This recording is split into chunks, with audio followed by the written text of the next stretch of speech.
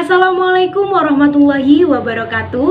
Halo semuanya, perkenalkan namaku Amira Sinta, biasa dipanggil Amira, dan sekarang Amira berkuliah di Universitas Jember, program studi Pendidikan Bahasa dan Sastra Indonesia semester 2. Berbicara tentang program studi Pendidikan Bahasa dan Sastra Indonesia, pasti teman-teman semua berpikir, kok bahasa sendiri sih yang dipelajari? Mending mempelajari bahasa asing. Bukan begitu teman-teman? Yaps, bukan hanya teman-teman saja yang berpikir seperti itu, tetapi saya juga dulu menganggap program studi Pendidikan Bahasa dan Sastra Indonesia kuliahnya gampang. Karena kita sudah memakai bahasa Indonesia sedari SD, SMP, SMA. Pelajarannya juga terkesan gampang, bukan? Saya juga pernah berpikir kalau kuliah di Pendidikan Bahasa dan Sastra Indonesia mempelajari mengenai unsur intrinsik, amanat, resensi, puisi, drama, dan lain sebagainya. Hanya saja konteks mempelajarinya lebih dalam.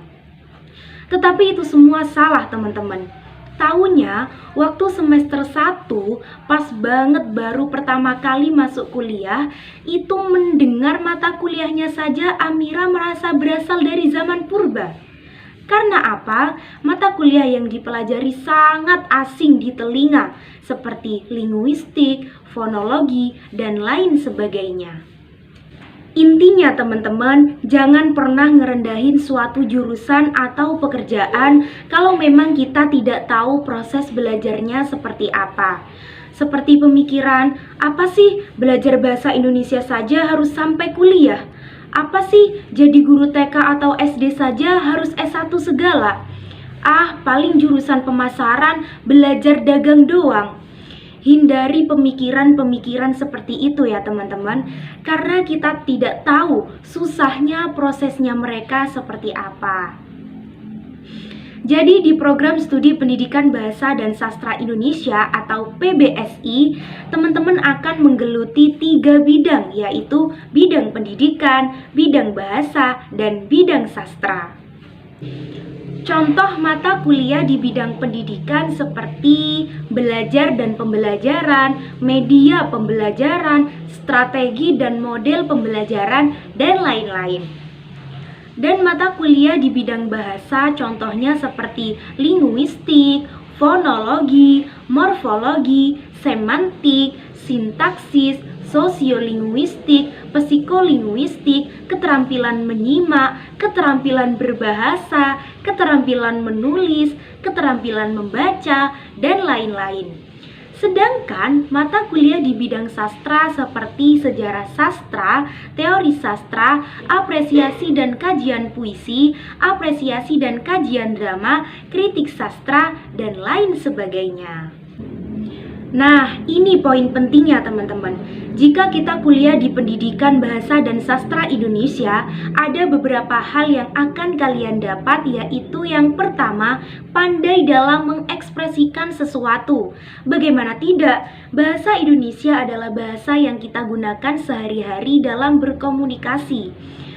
Mempelajari lebih dalam tentang bahasa Indonesia tentu membuat kita kaya akan kosakata dan juga mampu menyesuaikan perkataan dengan situasi sehingga cenderung mudah dalam mengekspresikan sesuatu.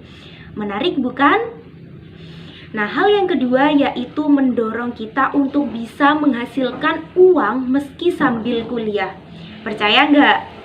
Anak-anak bahasa Indonesia mudah sekali apabila ingin mencari uang jajan tambahan dengan basic pengetahuan yang sudah pernah kita dapat, seperti menjadi MC, menulis buku, dan masih banyak lagi. Yang ketiga, mampu berpikir kritis. Bahasa Indonesia tidak seperti sains ya teman-teman, yang selalu absah kebenarannya. Jika di sains kita hanya berpatok pada rumus, di sini kalian bebas untuk memandang sesuatu dari berbagai sisi, karena kebenaran dalam bahasa Indonesia lebih bersifat kontekstual.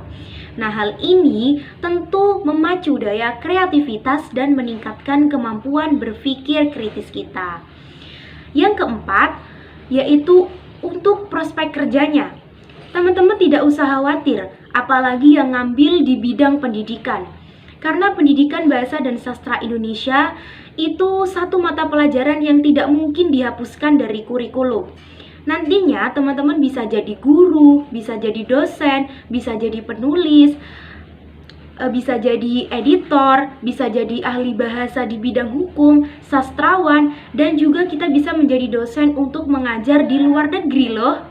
Karena ada beberapa negara yang juga mempelajari bahasa Indonesia. Baiklah teman-teman, itu saja yang bisa Amira sampaikan. Sekian dan wassalamualaikum warahmatullahi wabarakatuh.